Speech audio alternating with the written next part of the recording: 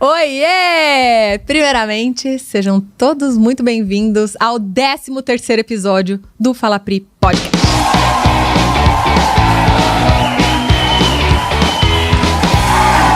Ai, que delícia! Gente, eu tô tão feliz em poder estar aqui hoje, né? Trazendo histórias, trazendo pessoas.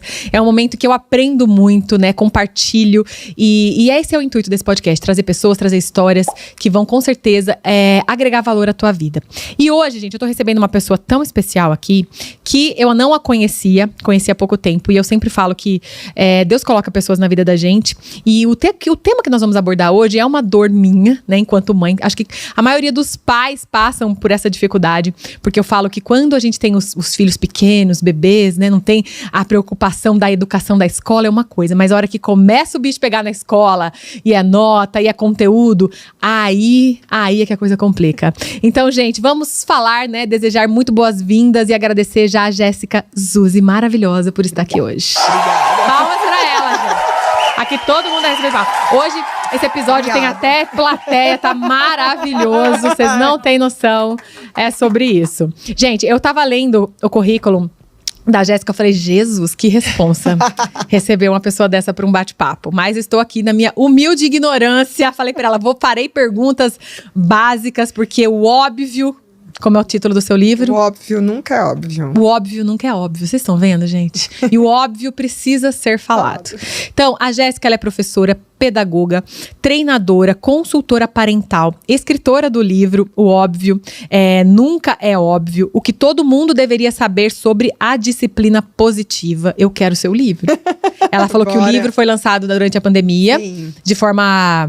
Online, mas ela prometeu aqui já nas entrevistas que vai sair do papel o projeto, sim, desse livro físico. Sim, amém. Amém, sairá.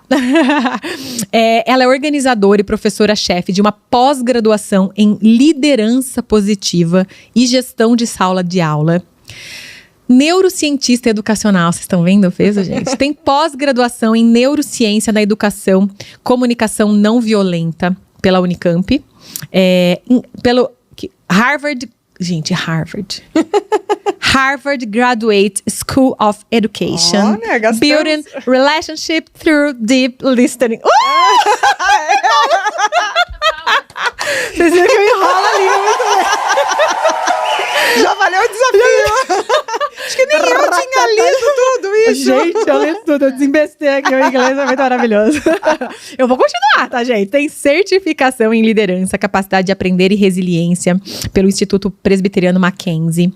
Metodologia ativa e educação híbrida. É muita coisa pela FGV. Conceitos e conteúdo. Cara, você fez muita coisa. Isso. Liderança, gestão participativa, da escola...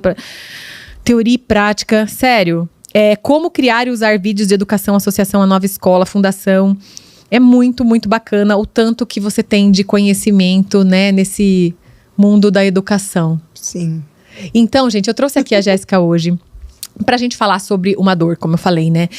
Que é sobre o aprendizado, a forma como as crianças aprendem, essa conexão, essa comunicação entre família e escola, porque muitas vezes tem um abismo, né? Então, como é uma dor minha, eu acredito que seja, né, a dor de muitos pais. E falar sobre a disciplina positiva, porque disciplina positiva, eu sou uma pessoa que nunca estudei sobre, então é um tema completamente desconhecido pra mim, e eu gostaria de entender um pouquinho, né, realmente, porque a gente vê tanta coisa, a gente não sabe nem o que a gente acredita. Então, conhecer de uma pessoa assim, com um currículo como o teu, saber que realmente você estudou e sabe o que você tá falando, com certeza vai ser um divisor de águas. Então seja muito bem-vinda. Obrigada, Pri. Obrigada, gente. Assim, eu estudei e continuo estudando porque é isso, né? É aquela professora, uma vez que você nasce professora, você vai ser aluno para sempre, né?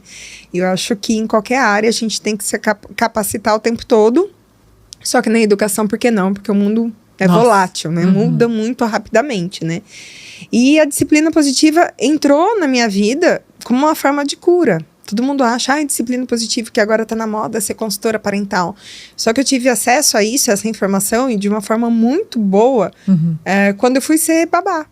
Conta um pouquinho pra gente de como foi, né? Como foi, porque você não veio do meio educacional a princípio, né? Isso foi acontecendo. Como é que foi? E foi assim, eu fui para os Estados Unidos ser au pair. E a mãe das crianças, que aliás concorreu à prefeitura de Seattle, era um pessoal assim, muito CEO da Amazon, da Microsoft, um pessoal muito assim elitizado lá, né? E eu falo elitizado, o pessoal sempre atrela dinheiro, mas era de um nível cultural assim, né? Único. Outro nível. E aí, eu fiz uma capacitação para cuidar das crianças, que era mandatório. Só que foi a primeira vez engasgo, corte, essas coisas. E o segundo dia que as treinadoras falavam lá que era mais importante, era sobre cuidar de birra, emoção. Então, eu cheguei lá, né, aquela criança que apanha porque cai, apanha porque não fez, apanha porque fez. Vai para lá e fala, nossa, que mimizentos. Que coisa, meu Deus, acredito que eu tô pensando nisso, aprendendo isso. E aprendi, porque foi mandatório, né, e eu cheguei lá, estilo de vida da educação dos filhos já era totalmente contrário do que eu tinha acesso, né? Não tinha acesso, eu não tenho irmão, nada. E foi criado do jeito que deu, porque era a necessidade básica de estar vivo, somente, né? Sim. Respirar, tomar banho, comer e acabou. E aí, essa mãe aqui, extremamente informada, tinha aqueles book club, né? Que iam lá, elas liam um livro e debatiam. Então, como o meu interesse era aprender inglês para voltar para o mercado corporativo, e nesses book clubs, sem contar que tinha umas bebidas lá, umas comidas. Era free. Nossa! Né? Tirava foto, falei assim, meu Deus, quanto será que vale essa garrafa de tequila? As mães aproveitavam para ficar longe das crianças. E era muito descontraído, e era muito isso, né? E elas falavam assim, mas será que isso faz sentido? Será que não faz, né?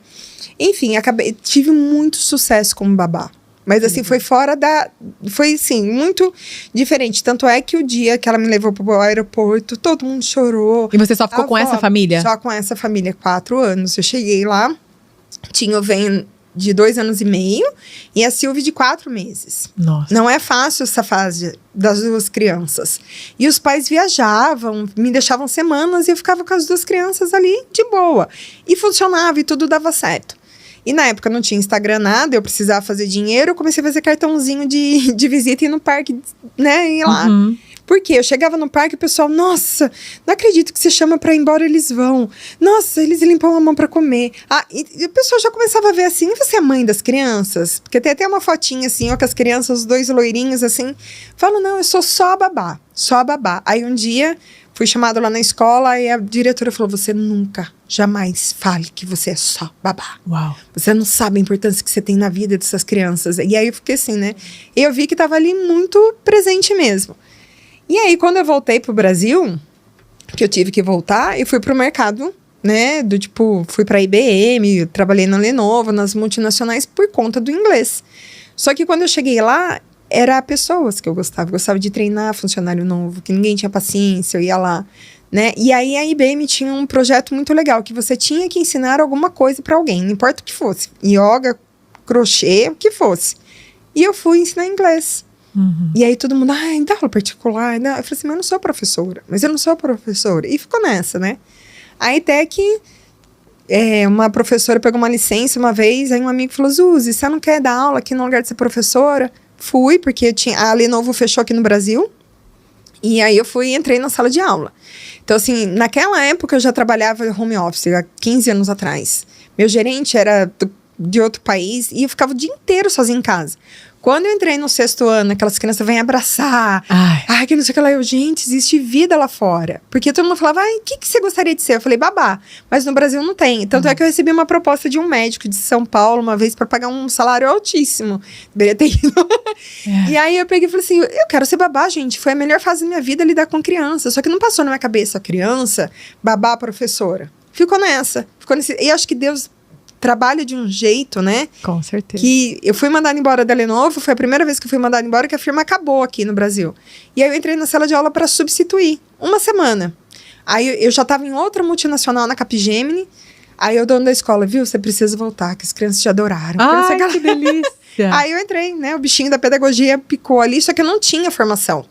E aí eu fui extremamente isolada, do tipo, nem é professora, as crianças gostam dela porque ela é boazinha, porque ela põe música, e não era, eu passava tudo, aquela máxima, né? Sim. Aí eu senti a necessidade de falar, não tenho? Agora vocês vão ver. Agora eu vou lá e vou fazer tudo que eu tenho direito. Aí eu comecei e não parei mais. E a disciplina positiva tava lá naqueles livros, tava lá naquele treinamento, sabe? E foi de lá, tudo que eu aprendi, eu comecei a colocar em sala de aula. Que sensacional. E daí você fez toda a formação, e daí como é que foi esse processo? Aí você começou a lecionar inglês. Eu fui professora de inglês, e para ter, né, um salário legal como professora de inglês, você tem que ter muita turma. E particular, isso, aquilo. Aí eu fui para o ensino bilíngue, que você teria menos turma, né? Aí eu fui trabalhar numa escola canadense, e era a segunda maior do Brasil. E eu peguei uma sala de aula que estava bem difícil, que a professora tinha sido mandada embora, porque os alunos isso, aquilo. Aí eu fui em outro estado, fui lá pro Maranhão trabalhar, e eu fiquei lá, e aí eu tive um grande destaque lá, né, com o resultado. Porque você já veio com toda essa abordagem positiva de fora, né? Sim. Então você tinha uma liderança positiva, e essas crianças acabavam se apaixonando pelo estudo, pela matéria, né, que você estava ali lecionando. E a gente vê muito pouco isso, né, Jéssica? Tanto que você trabalha hoje isso com os professores, né? Para ser, né, para tornar professores, né, em líderes positivos. Sim. Porque ser professor é o máximo, passar o conteúdo bacana, legal. Mas você tem que liderar, porque são 30 crianças, 30 formas de aprendizagem, 30 estilos, 30 culturas, né? É uma coisa tão... E não dá. E assim, por que ser positivo? Porque ninguém obedece gente chata, ponto. O pessoal fala, você é positivo porque eu vou fazer tudo. Ai, vem aqui, aluninho. Não, muito pelo contrário. Tem esse tabu, né? De achar que, porque é positivo, é tudo bonzinho, é tudo. E não tem nada a ver. Você encanta, é né? É justamente isso. Você é justo. Você é justo. Porque o positivo aqui é só o contrário do negativo. Daquele, mas você não sabe, hein? Mas errou de novo. Ai, seu irmão estudou. Eu dei aula pro seu irmão, ele sabia tudo. É só isso. Nossa, essa comparação, isso é tão ruim, né? E acontece. Muito, muito. Eu vejo isso em casa, assim, o quanto... Né? Eu vejo por mim, vou falar de mim, porque eu odeio matemática, tudo que é... E eu atribuo muito dessa raiva que eu tenho, desse desinteresse pela matéria, ao professor. Como é que ela chamava, Ju? Nossa, não vamos falar o nome. Abafa. Eu não falei. Ela não vai nem ouvir. Enfim, se chegar até ela, tudo bem. Cálculos. Ela tá fazendo Gente, na verdade, o professor ele tem um papel fundamental no tanto que o aluno vai gostar, né? Vai se encantar por aquela matéria. Sim. E a gente entende que às vezes o professor, né, tem que lidar com toda essa diversidade em sala de aula, num mundo que a gente está vivendo hoje, tudo acelerado, cada um aprende de um jeito. Quando eu estudava não tinha isso, era o jeito, aquele jeito, né? Parece que todo mundo aprendia do mesmo jeito, mas acho que não, né? Não, já não era assim. Já não era. Não tinha outras fontes de conhecimento. Era o livro, e o livro era começo, meio e fim, capítulo 1, 2, 3, tudo listado. Hoje em dia, o conhecimento, ele é volátil, todo mundo tem na palma da mão. Na palma da mão. Então, e outra, o cérebro, tem um Emmanuel Castells, é um escritor português, que ele falava a rede de saber, isso em 1970. O que ele fala? Que esse raciocínio da internet, eu vou ali, não gostei, voltei, vou ali clicar, as crianças pensam dessa forma hoje em dia. Então, o livro pedagógico não acompanha mais. Não. Né? Então, assim, fica essa lacuna, esse universo do tipo, o que eu preciso entregar para os meus alunos e como eles recebem. E as professoras acham que elas têm que ensinar, mas, na verdade, os alunos que precisam aprender. Então, a professora pode estar lá ensinando o melhor dela, mas nada é válido se o aluno não está aprendendo. Se o aluno não está aprendendo, ela não está desempenhando um bom papel. E a gente mensura a nosso resultado. Se eu fizer uma aula, isso não adianta. É comprovado que o aluno não aprende mais com o professor que sabe mais. Ele aprende mais com o professor que gosta dele. E a gente... Tapa na cara. Tem uma frase que eu gosto de falar assim: eles não importam quanto você sabe, até eles saberem quanto você se importa. Nossa. Ai, gente, olha isso. Aí muda o jogo, sabe? Muda o jogo. E aí, às vezes, eu trago para esse mundo corporativo. As empresas hoje não estão colocando rede para os caras ficar lá. Por quê? A Microsoft é tão boazinha ali para, colocar um videogame pro cara jogar. Não, porque vai tirar o melhor dele. Vai tirar o melhor dele. E por que você...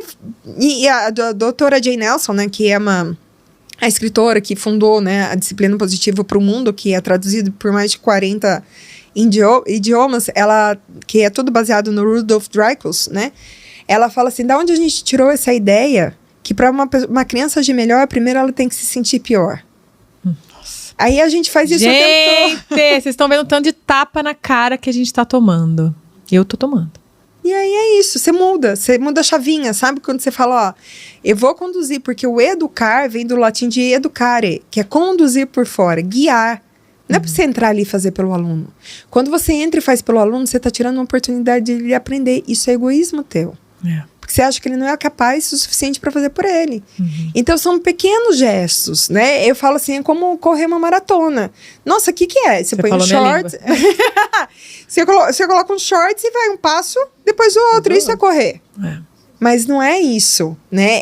O simples é difícil. Né? Você fala, nossa, é só isso, então é só o aluno gostar de mim? Não é só o aluno gostar de você, isso é conexão.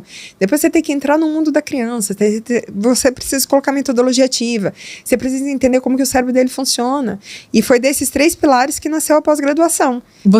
Fala um pouco disso pra gente. Foi. Sobre essa pós-graduação, né? Que foi uma coisa que você criou. Sim, foi assim. Gente, olha que legal. Depois do livro, que eu achei que já fosse um filhão, aí veio a pós-graduação, né? Que foi uma filhota, né? Eu coloco assim. Por quê? Pelo sucesso que eu tive em sala de aula e pela minha formação, eu comecei a ajudar as professoras, né? Não só da escola que eu trabalhava, mas de outras escolas. Aí, pessoal, por que você não coloca no Instagram? Por que você não coloca nisso? Aí eu fui lá e falei, vou fazer um postinho aqui, um postinho ali, beleza. Aí começou o treinamento aqui, treinamento ali, e fui fazendo, né? Então a pós-graduação foi muito da necessidade das professoras. Porque eu comecei a entregar disciplina positiva em sala de aula como mentoria. E aí mudava a vida da professora como mãe, como esposa, como um monte de coisa. E aí elas começaram a ter resultado. Só que isso era um pilar que mesmo que ela tivesse conexão com os alunos, ela precisava entregar o conhecimento de forma diferente. Porque hoje em dia, né... Por que acontecia na nossa época? A professora chantageava com o conhecimento. Se você não prestar atenção, você não vai tirar nota. A gente tinha onde procurar a informação? Não. Era difícil. A informação era só no livro. Se você não entendesse aquele momento, você estava lascado.com.br. Hoje em dia, a professora, você não vai explicar. O problema Joga é seu. No tem YouTube, um youtuber lá da tudo. hora que faz experiência 10 vezes melhor que você. Você está competindo ali de forma desigual. Nossa. Então, você vai entrar nessa briga, vai oferecer o que o YouTube não oferece, que é conexão, empatia.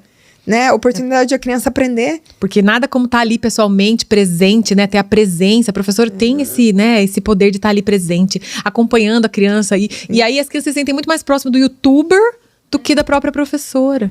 Porque eles são pequenos seguidores, independente da idade. Na fase, na pré-adolescência já tem um pouquinho desse corte, mas enfim. Eles vão seguir alguém. Quem é referência para eles? Então é muito fácil falar, hoje em dia tá tudo na internet. Mas quem tá abrindo essa porta pra internet entrar tanto? Por que se você não é uma referência pro seu filho, o cara ali é? Será que é o problema do cara? Né? O quanto você tá distante do seu filho? Né? E a gente sabe que hoje em dia, as famílias, a gente fala, na época quando a gente falava assim, família disfuncional, era família de pai e mãe divorciado, que não funcionava, né? Porque já tinha uma dinâmica diferente. O disfuncional hoje tá na família perfeitinha. Por que é disfuncional? Porque não funciona. Como você sabe que não funciona? Tomei agora. Não funciona porque... A família Doriana não é disfuncional. É disfuncional. Porque, primeiro que ela não existe, né? Fica ali no tópico. E aí eu sempre falo, o conceito de família, o pessoal acha que fala, minha família, eu vou escolher aqui, minha família é batata. Então, assim, batatão é o pai, batata é a mãe, batatinha as crianças. E coloca lá no saco, essa é minha família. Um saco de batata não é família. Família é o purê, que tá tudo misturado, envolvido. Isso aqui, né, do tipo que a gente fala de união. Família é unidade. É diferente, são conceitos diferentes. Então, muitas vezes, cada um tá correndo atrás do seu e ninguém tá olhando para si. Então, o berço que é ali para a criança desenvolver empatia e resiliência, ela não tem mais espaço. Que antes ficava com a mãe, que antes tinha um monte de irmão, que antes subia na árvore, um dava pezinho pro outro, hoje em dia não.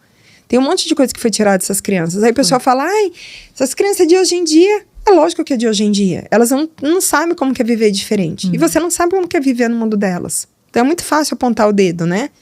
Aí o pessoal fala, as crianças de hoje em dia são difíceis. Difíceis é ser criança no dia de hoje.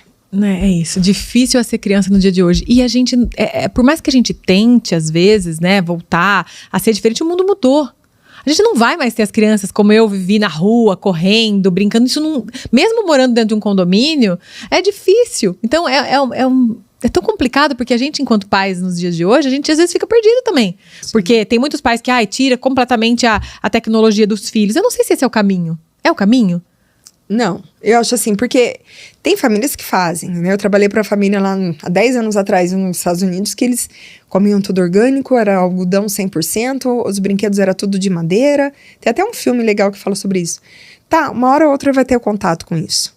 E aí, o que ele vai fazer, né? Do tipo, né? O lance é que nem vai lá, se a McDonald's faz mal, então fecha todos os McDonald's. Isso não é o caminho. O caminho é você ter discernimento que sim, aí faz mal, mas é gostoso. Aí de vez em quando tá tudo bem. Então, é o discernimento, né? Não tem como... Eu falo de metodologia ativa, tem um monte de ferramenta que a gente leva a criança para ver vídeo em casa, para envolver o pai até no aprendizado. Então, tá ok a internet. Não tá ok a internet quando ela faz o papel de pai e mãe. Quando ela educa, quando a criança passa mais tempo com a tela do que com o pai e com a mãe, né? E é fácil colocar no da criança, né? Mas... Cara... Adulto, meu amigo veio dos Estados Unidos, falou, eu vim ver minha avó que tá pra morrer. Eu fui na casa dela, ficou 2 minutos comigo, pegou o celular. Tava lá no Facebook, postando tudo. Não é, porque tem uma indústria milionária atrás disso, fazendo com que você não saia. É a dopamina que é liberada cada vez que você rola a tela. Né? E a gente foca na criança. Por isso que a neurociência na educação vem por causa disso. Porque essa dinâmica acabou afetando a forma com que eles pensam. Acabou afetando tudo. Né? Você acha que uma professora lá na frente é tão interessante quanto o mundo que ele já conheceu? Desses celulares, desses jogos...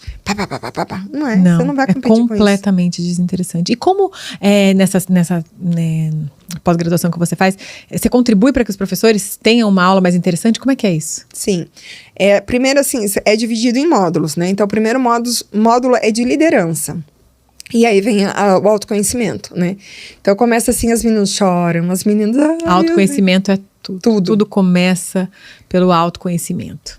E assim, não tenho a pretensão de ser uma terapia, não tenho pretensão de nada, mas olha, se empodere também do seu papel de professora. Ai, sai desse vitimismo, sai. Porque não paga a conta. Chorar não paga a conta, nunca pagou. Né? Cara feia não paga meia. Não adianta sair com um cara de cocôzinho pra escola que você vai continuar com sua hora lá pra trabalhar. Né? Então, muda isso da vida. Depois vem a disciplina positiva, que é o senso de pertencimento e importância, que é a base do Rudolf Dreikels.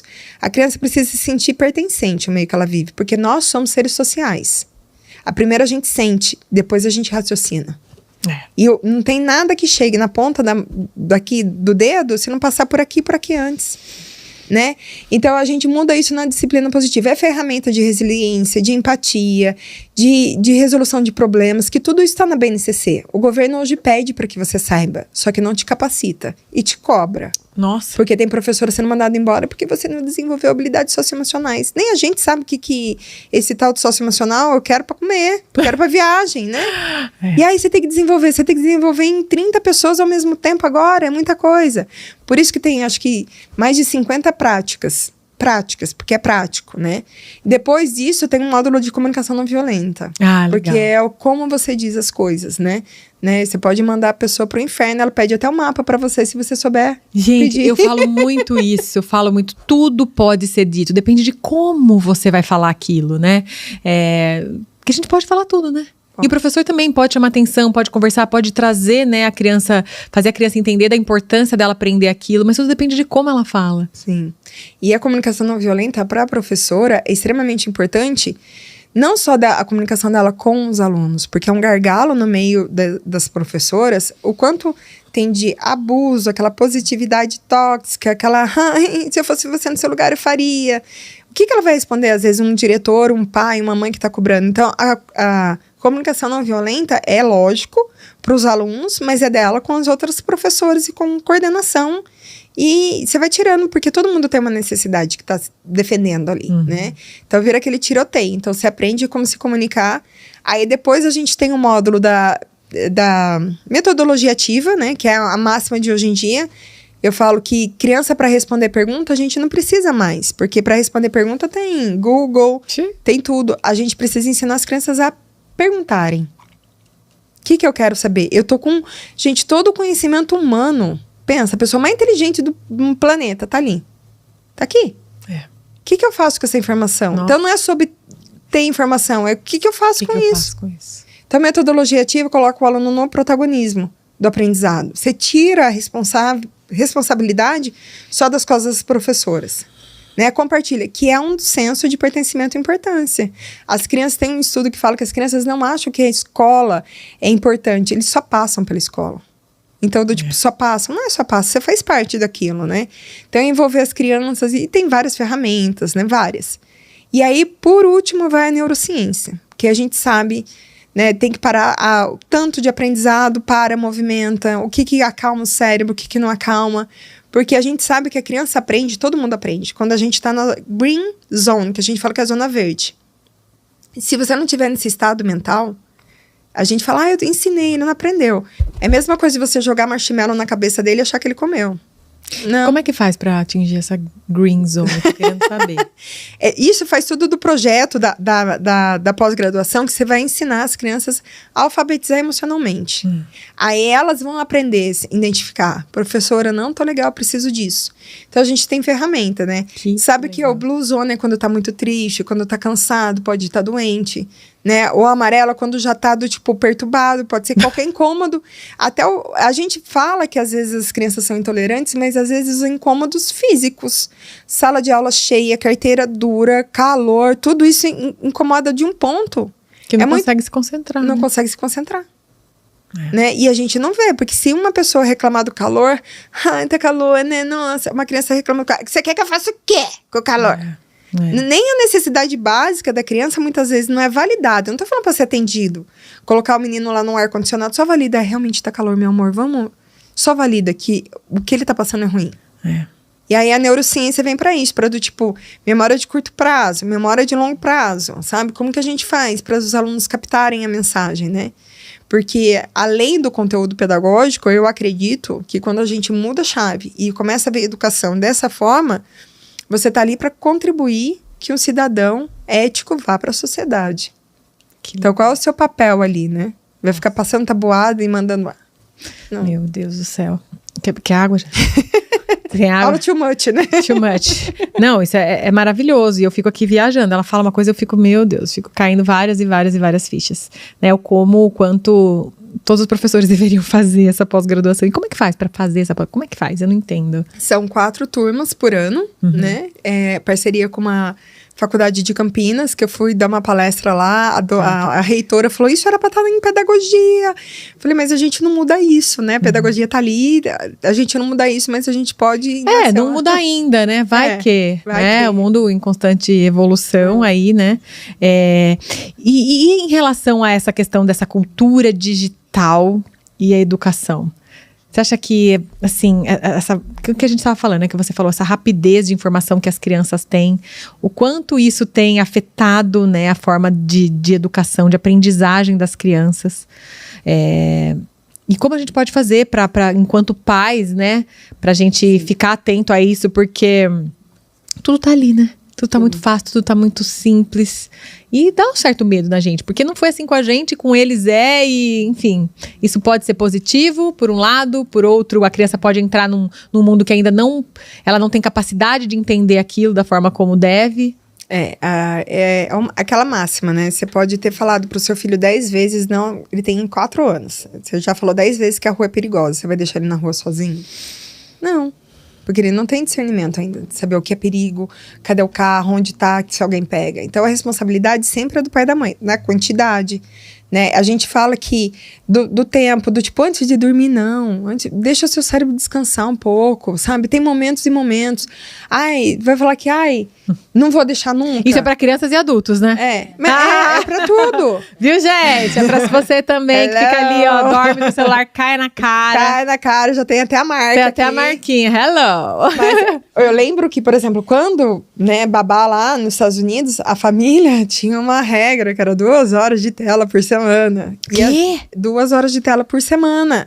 Tô chocada. E na época, essas 2 horas de tela era com o pai e com a mãe de sábado. Que eles assistiam o filme, né? Então, pro interesse era dos pais. babá-se-lascava.com.br, né? Olha. Então, o que eu fazia? Eu fazia de tudo. Olha, tinha um special toy. O que era o special toy? Nada. Essa caneta especial. Eu só vou guardar ela como especial. Olha, então, que tal brincar com o brinquedo especial? Não tinha. Você faz a mágica ali com as crianças. Você Nossa. vai induzindo, né? Aí você vai... E você foi aprendendo isso lá nos livros, de forma instintiva? Na raça. Eu lembro que o primeiro case de sucesso foi o Van, que ele estava extremamente com ciúmes da Sylvie. E ele pegou um vaso lá e destruiu o vaso. E porque ele tava bravo, com ciúmes. Aí, coloquei a plaquinha, coloquei a foto dele. Essa planta é do Van. O Van que vai aguar, o Van que vai tirar a folhinha seca. Parou. A partir do momento que é dele, ele cuida, né? Ele mudou ali a perspectiva. E o pai já tinha colocado o vaso lá em cima. Já tinha colocado cerca do vaso. Aí ele olhou e falou, sério? Você colocou um coraçãozinho lá com a foto dele, ele parou de estragar a flor. Olha. Eu falei, bem, usa. Faz parte, vem junto, né? Mas voltando a isso, a gente fala que a teoria e a prática sempre, né? É em comum acordo. Você usa pro seu bem, o que faz bem. Você não vai, hoje em dia, na hora do seu almoço, lá pagar um boleto no banco que você tem para pagar online ali. Né? O quanto isso te ajuda, mas se tá dificultando a memória do seu filho, a fala hoje em dia tá prejudicada, né? A visão tá prejudicada, porque eles ficam muito tempo, né? A coluna tá prejudicada. Uns dos excessos, porque eu faço o curso fora, que não tá ali, sobre déficit de atenção, né? Que é na faculdade de Cambridge. Fala que um dos problemas é a musculatura das crianças. Porque isso aqui é postura de atenção. Então, criança hoje em dia não tem mais musculatura nem abdominal, nem aqui, que é o que leva a informação. Então, as crianças estão assim. Prestou atenção. Déficit de atenção.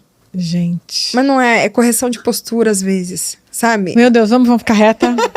Todo mundo. Não, o meu filho tá fazendo, ele tá com escoliose, tá? Aos 10 anos, escoliose. E a gente tá tratando a escoliose dele. Escoliose. Aí, na sala de aula, às vezes, eu coloco as crianças de pé. Eu coloco as folhas, vai fazer de pé, meu filho, porque você tá assim na carteira. Aí passa alguém, deixa eu escrever de pé, como ele é boba. Boba nada, ele vai memorizar muito mais, porque ele tá ali, ele tá reto. Postura. Gente, essa postura, as posturas são muito importantes, né? O corpo. Eu vejo a gente em vários vídeos, a gente pode ver de esporte, né? A pessoa antes da corrida, tudo a postura que ela assume antes, ela desempenha. Agora, se tá na carteira, se tá ali daquele jeito, como? O corpo comunica, né? Comunica o tempo todo. Caramba! E essa mudança de mindset que eu faço nas crianças e ensino as professoras a fazerem, porque tem muitas aquelas crenças limitantes, né? Aquelas profecias autorrealizáveis que as crianças já ouviram a respeito dela em algum momento da vida.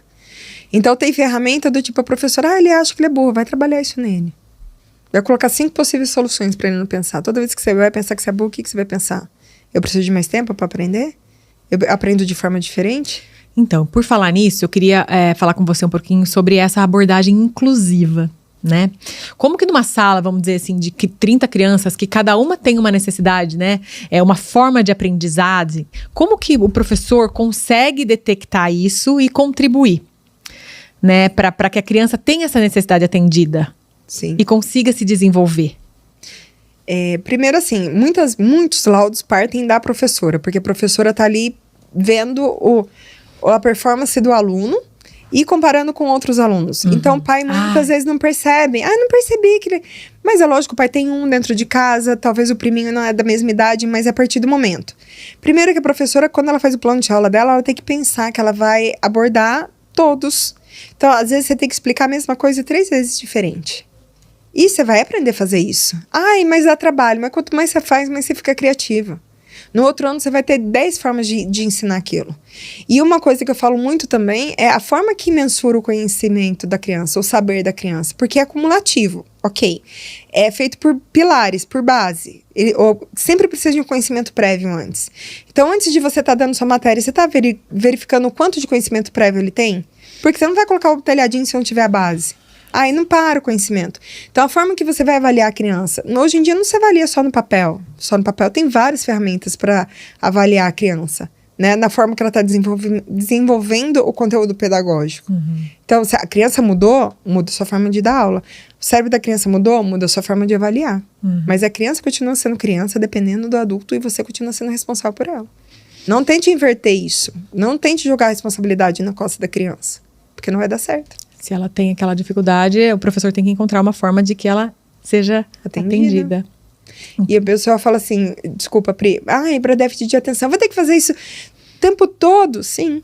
Gente, eu falei pra Jaque, né, que, enfim, em casa nós tivemos o diagnóstico do TDAH e meu filho tem um QI bem acima, muito inteligente e tem certas dificuldades. Inclusive, na sala dele, teve alunos de outros anos que crianças tinham que usar fone de ouvido para fazer a prova, ou fazer a prova separado. E o Arthur, quando às vezes ele não vai fazer a prova com a turma e ele faz sozinho, ele faz muito melhor. Porque realmente as distrações da sala fazem com que ele perca ali e não consegue aquilo que ele faria, que ele faz sozinho, né? Então, como que as escolas hoje em dia, eu fico imaginando, porque é muito difícil. Né? E com cada vez mais diagnósticos de TDAH. Isso não existia antes. Da forma que é visto hoje, não. Aí a pessoa fala, era assim. Não era. Você acha que a internet, toda essa rapidez das coisas contribuiu para esse aumento de diagnósticos? Sim. Tem muitos estudos que falam. Primeira, qualidade do sono. 10 horas é para a criança estar no sono profundo já. Porque é a hora que anota neurônio... isso. Fala isso pro meu marido, vai. Eu sempre gosto de mandar a direta pro meu marido. Repete essa informação. Por favor, escuta, Rô. 10 horas a criança tem que estar dormindo. Porque é o sono reparador dos neurônios. Que é ali que a memória de longo prazo é feita. Meu Deus. Então, é que nem músculo.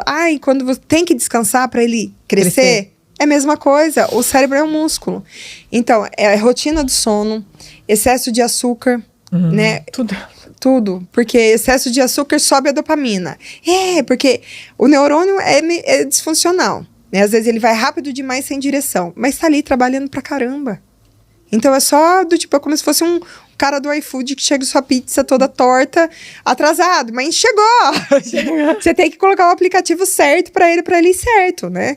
Então tudo isso dificulta. A falta de exercício físico de força, extremamente importante para as crianças. Jura? Era subir na árvore, era correr, tudo isso é importante. Era chutar a bola até a bola hoje em dia, mais leve. Tudo foi ficando mais fácil, né? Controle remoto pra isso, controle remoto pra aquilo. Nem a janela a gente abre mais. A gente aperta o botão, a janela sobe, fecha, e em casa. Tudo. É por isso que eu falo. Tem muita gente que ganha dinheiro com esse estilo de vida que é dado pras crianças. Tem uma série muito legal no Netflix que é Take My Pills. Que eles falam agora dessa indústria dos remédios para déficit de atenção. Vou falar dos nomes aqui. Ai, gente, por favor. Porque, medica. E o que é legal é que tem um menino lá que fala, olha, eu odiei que minha mãe me medicou. Eu não queria ter sido medicado. Ai, gente. Mas não foi uma opção minha. E aí, o que virou? Virou uma moeda de troca na universidade, porque aumenta o rendimento. Nossa, então, muita gente do mercado financeiro, o pessoal toma, que quer melhorar o raciocínio, mas você tá competindo contra quem, Cristo, o tempo todo? Porque uma cabeça que tá o tempo todo querendo ser melhor do que o outro, tá em primeiro lugar, mas primeiro, não é bom ser competitivo? É contra você mesmo, não contra o mundo, contra todo mundo. Porque aí vira patologia. E tem muito pai e mãe que tá embarcando a criança nessa. O filhinho do outro sabe a tabuada do 9, mas tem que saber do 15. Sabe? Porque é uma frustração do pai. A vida inteira fui abaixo ou fui inferior, deixa meu filho ser melhor, né? Nossa, gente. Não é isso. Não é isso. Eu confesso que eu tenho um certo medo em relação a isso, essa questão, né, da medicação, e tá se tornando cada vez mais comum. Então é um tema muito polêmico. Sim. Muito polêmico. Óbvio que tem as coisas boas, né? Porque realmente a criança... eu ouvi isso de uma profissional, que eu levei o Arthur, e ela falou assim, bom, você tem a opção de dar ou não. Ela falou, eu no seu lugar não daria. Ela falou, se você der, ele vai tirar 10 em tudo. Ela falou, não tenha dúvida. Ele vai, pelo cognitivo dele, ele vai. Só que... E aí? E a hora que ele ficar sem? E como ele vai se sentir? Ele, entendeu? Ele sabe que o remédio vai fazer ele se tornar uma potência. Então isso na cabeça dele, a hora que eu tirar dele, como é que vai ser? Né? Porque ela fala que o TDAH é uma coisa que vai acompanhar pro resto, não tem cura. Eu vou medicar ali aquela causa naquele momento, mas se eu fosse medicar por um período e ele fosse ficar curado, ok, mas não é o caso. Então a gente tem que encontrar ferramentas para que as crianças se entendam, né, dentro da capacidade delas, e a gente consiga extrair o melhor deles, sem medicação. Porque... Perfeito, porque o lance do déficit de atenção são as habilidades que tá por trás disso, que é gerenciamento de tempo, que é de organização. Você falou uma coisa muito interessante, né, em relação a isso. Eles têm essas dificuldades, eles não conseguem fazer da maneira... Porque eles se distraem. Não é que passou um mosquitinho aqui e distraiu. Meu, ele já vai pensar onde o mosquitinho vai, se ele pôs alguma coisa. E é complicado. Então tem que voltar o tempo todo. Coloca com uma pessoa que é mais organizada. Coloca um déficit de atenção com toque junto, que dá uma dupla perfeita. Acho que sou eu. Pronto, casou. Ai, socorro. Deus faz certo, junta ali. As cuecas do meu marido, eu enrolo tudo bonitinho. Gente, olha isso, amiga. Porque eu sou toque, você é TDAH. é Então, isso. por isso que a gente se dá bem, amiga. Uma completa a outra. Uma completa a outra. Tá explicado. Você que é a Vivi. Gente, sensacional! Na sala de aula eu percebo quem é quem, vai ali, ó, vai fazer dupla. E quando eu vou sortear só que eu quero que faça a dupla que eu quero. Porque... Olha aí, vai lá, porque eu sei que vai dar certo. Cara, vai dar certo. Você tem que entender seus alunos. Meu, sensacional isso. Então, para uma criança que né, tem diagnóstico de TDAH, o que você acha relevante, né, quando a gente fala em educação e aprendizagem, assim, em coisas práticas que são, que podem ajudar, né? Porque, assim, eles são ótimos em fazerem o que eles gostam. Bingo, perfeito. Meu marido é programador. Então, coloca um problema lá de código pra ele. O mundo cai, tsunami, já todo mundo tocou corneta, trombeta, todo mundo subiu e tá ali no código. Ali. Que o hiperfoco nem sempre é tão bom porque ele esquece de fazer outras coisas. Tipo, beber água, qualquer outra coisa. Então, é rotina. Não. Então, você vai fazer as coisas não porque... É porque tem que ser feito naquela hora. E não pode abrir muita exceção. Porque eu tenho assim, são 3 cabides pra aqui, ó. Se juntar o 4 aqui, já vai surtar. Por quê? Porque, do 4 vai do 5, do 5, aí daqui a pouco tá o cabide ali, o cabide ali. Eles não têm essa noção, né? Nem esse senso visual que eles têm, sabe? De organização. Por isso que é bagunça na bagunça deles. Então, é caixinha, é rótulo, é isso, aquilo, pra facilitar a vida deles. É despertador, toca remédio, toca chá, toca... E é isso, que você vai usar ferramentas. Né? Dormir cedo, eu não quero ficar no joguinho. Já desinstalei todo o joguinho do meu marido, instalou de novo. Desinstala. Uma vez eu levei o controle do videogame dele embora na bolsa pra ir trabalhar. Quero sair do videogame, cada um. Olha a estratégia. Gente, que sensacional. Não, claramente é isso. E quando a pessoa consegue, uma pessoa que tem dificuldade de concentração, né, dificuldade de concluir aquilo que ela começa, porque começa, né, e não conclui. Então, quando ela tem essa rotina ali pré-estabelecida e aquele check. O que ele libera o check? Ele libera uma dopaminazinha ali, né? Porque E é legal que com as crianças eu coloco, vai lá, você fez isso, vai lá e marca. E as crianças Deixa elas fazerem. Deixa elas fazerem. E você acredita, Jéssica, outro dia meu filho falou assim pra mim: mamãe, eu preciso que você coloque tudo que eu tenho que fazer. Porque e é muito engraçado isso, porque ele sabe que é uma dificuldade dele. E ele mesmo, não fui eu que falei, não, tá? Ele falou, eu queria que você tivesse uma lousa aqui, mamãe. Quando ele era pequeno, a gente até tinha daquelas coisas de escovar o dente, Eu queria que você colocasse para todas as coisas que eu tenho que fazer. Olha só. Que ele sente que quando ele faz aquilo que eu coloquei ali pra ele se sente útil, ele sente que ele conseguiu, que ele concluiu. Porque a autoestima de uma pessoa com déficit de atenção é muito abalada. Então. Porque 90% das vezes que você vai se comunicar com seu filho é uma cobrança, né? Nossa. E aí, se uma criança já ouve cerca de 3 mil nãos por dia, uma criança com déficit de atenção muito mais. E até a forma que você aborda, né? Do tipo, você deixou... Na hora que você fala, você deixou, ele já fechou o cérebro, não sabe que você pode falar o que for, ele não vai te ouvir. Você deixou a toalha em cima da mesa. Eu vi que a toalha não tá no varal. Eu pus... Muda a forma de falar. Tira você da frente. Você não para déficit de atenção. Vou levar bronca, não importa o que ela vai falar, eu só vou falar que é mentira, que não fui eu, que foi o cachorro que pegou. Aí começa a briga. Porque ele não vai assumir por quê? Porque ele tá cansado de assumir erro. Que ele erra pra caramba. Ele erra pra caramba. Pra caramba. E é triste, né? Mas na hora que acerta, yes! Vai lá, meu filho, deu certo. E esse lance, eu faço rotina e passo um papel, contact, uma fita, e deixo aquelas canetas de quadro, vai lá, depois no final do dia passa. É rotina, organização. E você faz mentoria, esse atendimento a famílias também? Para ajudar nessa questão do aprendizagem, enfim, da organização. Porque, né, quando a criança tem diagnóstico de TDAH, se indica terapia ocupacional. E terapia cognitivo-comportamental. Isso é válido, é legal, é importante. Assim, não é uma coisa que, né, resolve. É tudo faz parte, né? Só que o que é legal, que quando você muda a dinâmica de casa, Eu não tô falando que a família vai ser perfeita, que no outro dia a mãe já vai estar, né? Vai, mantra, deixa a louça pra mim que eu amo. Não é isso. Mas a partir do momento que você muda a dinâmica da família, porque você fica na TO 2 vezes por semana, 1 hora. Na terapia você vai 1 hora. Tá, e o resto da sua vida? Então, é esse resto que faz a diferença. O resto que é tudo, né? O resto que é tudo, que é todo tempo. E a vantagem de ter um filho com déficit de atenção e um aluno com déficit de atenção na sala de aula é que você se programa mais, que você fica mais empática, que você fica mais organizada, que você tem que ser por ele, por você. Só que ele vai demonstrar um mundo de possibilidades para você. Ele não é só defeito, ele não é só déficit, né? Que palavrinha feia, déficit. A pessoa é sempre menos.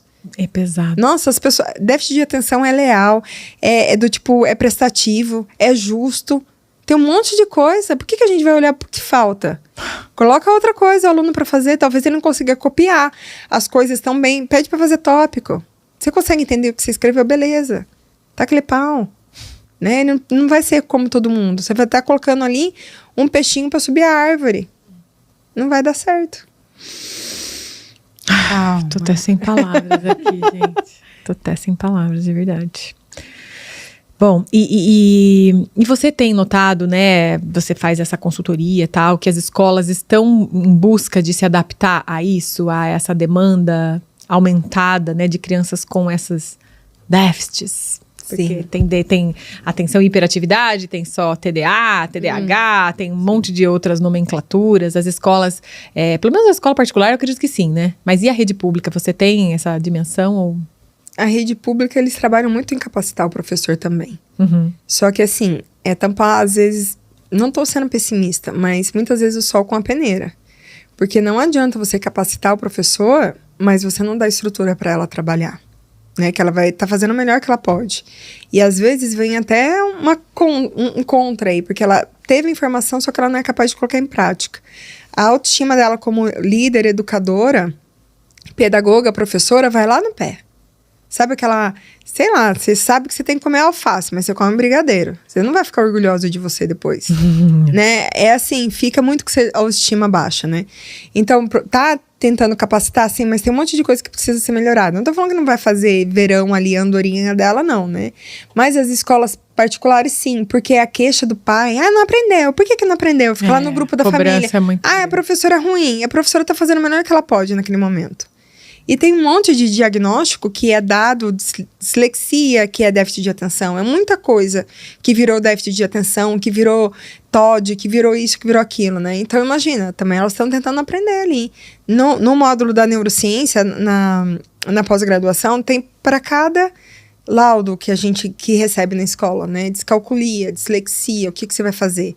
Às vezes é só uma caneta marca-texto, que a criança tem que marcar os verbos, que é comando para ela. Já ajuda muito no dia a dia. Então, são ferramentas práticas, poderosas, que ajudam não só a professora, mas o aluno, né? Que é essa a intenção. Essa é a intenção. Porque quando você ajuda o aluno, você melhora a tua vida, né? Aí vai. E tem muita reclamação, né? Eu falo que eu tento fazer essa ponte de escola e família. Às vezes a ponte tá ali, mais ou menos. Às vezes é uma cordinha ali, às né? vezes a ponte tá bambeando, né? Porque ninguém quer abraçar o problemaço, né? E a criança depende da gente. É muito, eu falo que os desafios grandes realmente, enquanto pais, eles vêm nessa hora. É na hora da educação realmente, e porque é muito diferente do que a gente viveu, eles são, né, completamente, enfim, um outro mundo e a gente não sabe, né? E aí, Jéssica, o que eu ia falar pra você? Eu, enquanto mãe, é uma coisa que eu sinto assim. Eu falo que a minha obrigação, eu penso que enquanto mãe, é educar meu filho. No intuito de ser educado, respeitar o próximo, amar o próximo, não jogar lixo no chão, essas coisas. Mas a educação propriamente dita, ensinar a ler, escrever, fazer conta, não compete a mim. Né? E isso me pesa. E eu sei que as minhas amigas que vão assistir também, a gente sofre muito com isso, porque eu tenho uma dificuldade muito grande de ensinar meu filho a essas coisas, né? E eu vejo que as escolas, às vezes, as professoras jogam ali na gente, né? Tipo, um papel que é delas. Um papel que é delas. Sim. Enfim, queria falar sobre isso. O papel da mãe que não tem aptidão para ensinar o filho. Né? Eu, assim, matemática, eu até inglês ali, tralá, faço o que eu posso, mas chega na matemática, eu tenho que pagar professor particular. Sim. E é uma pressão, eu fico me sentindo culpada. Sim. Não, primeiro que não tem que dar conta de tudo o tempo todo e, né, a gente tem que falar até que eu vou ou não. Tem várias coisas da lição de casa que eu acho super positiva. Não precisa ser complemento da tua aula, que a professora tem que garantir que ela passe o conteúdo ali. Né? Não digo complemento da tua aula que a criança vai aprender na lição de casa. Né? Eu fiz muito dinheiro, chegou uma hora lá no Maranhão. A minha aula de professora particular era mais do que uma consulta médica. Uau! Porque os pais colocavam escola bilíngue e chegavam no sexto. Olha lá. 7º ano, a metodologia é outra, e ela era uma escola conteudista, né, e as crianças iam estudar fora, era uma escola que tinha ali ponto, umas coisas assim, né, e aí chegava, não consigo, meu filho tá indo mal, o que que eu faço, né, e ficava uma pressão na casa toda ali, né, e às vezes eu vejo que a professora meio que se vinga com a mãe, eu tô falando isso porque eu tô ali no meio, você não ensina seu filho isso, ele vai pra escola mal educado, então vai conteúdo pedagógico pra lá, só que a intenção da lição de casa não é essa, né, Qual é a intenção da lição de casa? Conta pra nós, eu quero saber. A intenção da lição de casa é provavelmente, isso depende de muita professora, mas é para memorizar o conteúdo. Por quê? Você pode fazer 300 vezes aqui, dá um tempo pro cérebro, você vai reforçar antes de dormir, seria a lógica. Então você fez 3, 4 exercícios para relembrar o que você fez. Não é a lista, não é um monte, não é para ser punitiva a lição de casa, que muitas vezes é usada.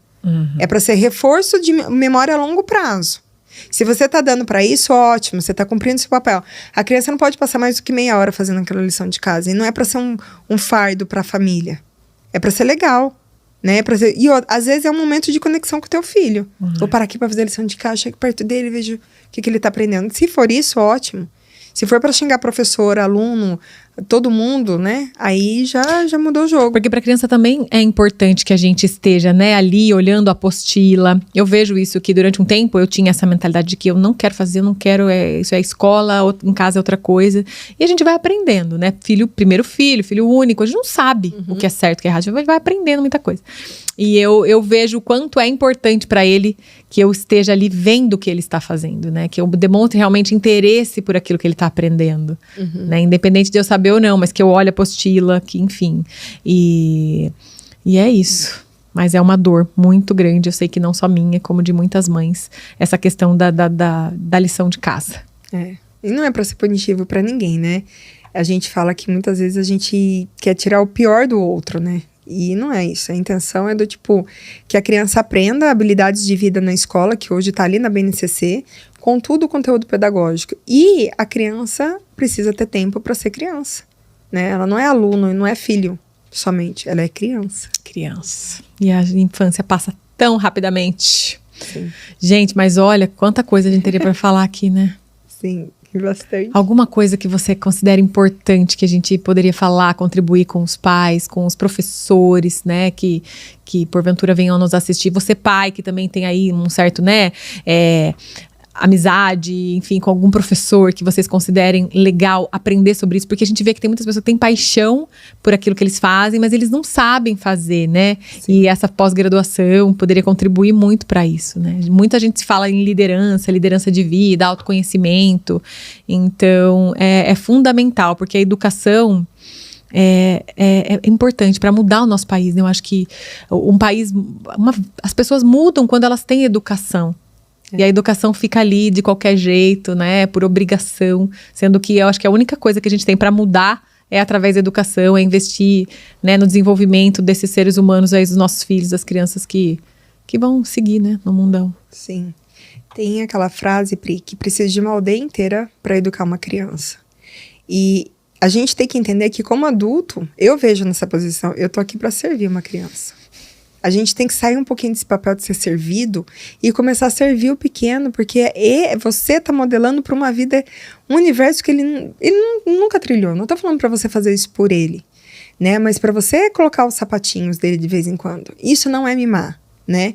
Tem aquela história que eu gosto de falar, que a borboleta tava tentando sair do casulo, aí o menininho vê lá, fica com dó e vai lá, abre um pouquinho do casulo para fazer com que fique mais fácil. Ela sai e morre, porque é justamente aquele movimento de quebrar o casulo que vai sanguinho para as perninhas dela, que ela consegue prazer, que ela consegue voar depois.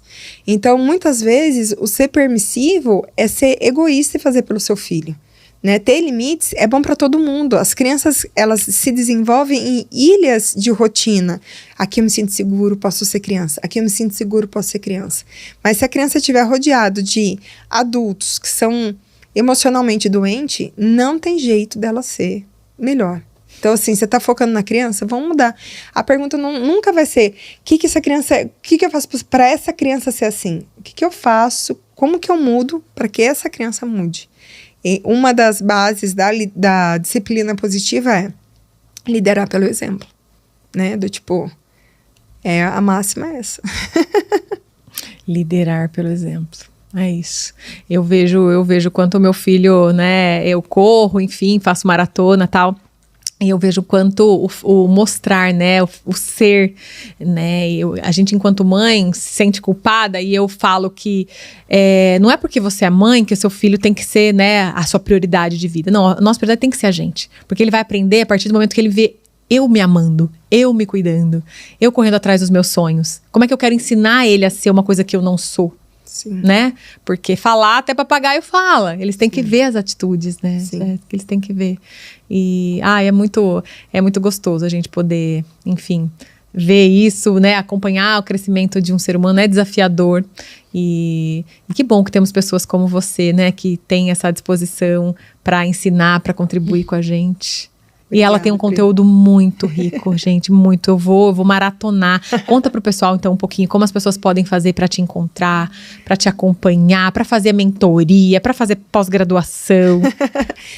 A pós-graduação são 4 turmas, 4 vezes por ano a gente abre, né? Tô com 2 turmas aí, então é uma correria. Eu vou montar agora grupos para mães com déficit de atenção. Porque quero. Dor compartilhada, né? Era dor diminuída. Eu quero. Estarei presente nesse grupo, por favor. Para a gente ver ferramentas que deram certo, né? E tem a consultoria parental também, que é individual. Uhum. Né? Eu fiz muito em São Paulo. No interior aqui, eu faço online também para o Brasil todo. Só que às vezes o pessoal ainda tem essa cultura. Alguém pra dar palpite na minha vida? Alguém Como é que falar, super nani? O pessoal acha que eu vou chegar com aquele carrinho super nani. Super nani, tô quase. E não é isso, porque o pessoal tem uma dificuldade de assumir que não tá conseguindo liderar a casa, principalmente os maridos. Né? Principalmente. Então, a questão não é intuitivo educar hoje em dia. Você vai montar uma empresa e vai precisar de uma pessoa do fiscal, por que para educar filho às vezes você não precisa, né? De alguém ali para ajudar. E aí a gente faz também individual. Tá lá no Jessica_Zuzi no Instagram, a gente vai respondendo as dúvidas. Gente, acompanha essa mulher, porque ela é fantástica. E você vai voltar, tá bom? Ano que vem você volta? Volto, vou voltar correndo, cara. Vai voltar também. Vai voltar, você vai ver só. Vamos manter contato e só agradecer mesmo a você, viu, pelo carinho, por ter vindo aqui transbordar, compartilhar com a gente. Espero que esse conteúdo tenha sido positivo aí pras mamães. Me ajudou muito, de verdade mesmo. Muitas fichas caíram aqui e eu quero estar aí nessas turmas de mentoria, quero participar, né? A gente tem um caso lá, quem sabe é um case de sucesso aqui pra gente compartilhar. Será um case de sucesso maravilhoso pra compartilhar com vocês. Querida, obrigada. Que Deus abençoe muito a sua vida. Obrigada pelo carinho, viu? Obrigada pela oportunidade. Que é isso. Projeto lindo. Eu que agradeço. Então é isso, gente. Chegamos ao final de mais um episódio, 13º do Fala Pri Podcast. Agradecer mais uma vez o carinho da minha equipe aqui da Play Podcast, The Best of the World. Vou até dobrar a língua aqui hoje. Ai, gente, um beijo pra vocês. Muito obrigada. E até o próximo. Uhul! Arrasou.